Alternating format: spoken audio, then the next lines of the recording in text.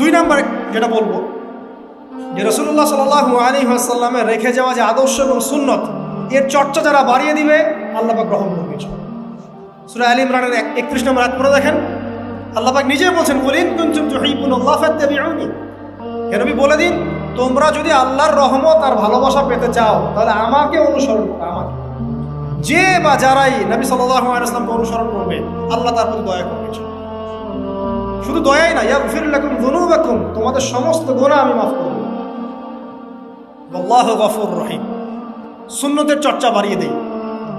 শুধু তাই নয়, কেউ যদি দিন নবী সাল্লাল্লাহু আলাইহি ওয়াসাল্লামের উপরে বেশি বেশি দরুদ শরীফ পড়ে, আল্লাহুম্মা সাল্লি আলা মুহাম্মাদ ওয়া সাল্লিম পড়তেই থাকে, দরুদ ইব্রাহিম বা সংক্ষিপ্ত দরুদগুলো, আল্লাহ পাক একবার দরুদ পড়লে 10 বার রহম করবে। যেই নবীর আদর্শ মেনে চললে আল্লাহ পাক ভালোবাসবেন, সেই নবীর নাম উচ্চারিত হলে দরুদ পড়লেও আল্লাহ পাক রহম করবেন।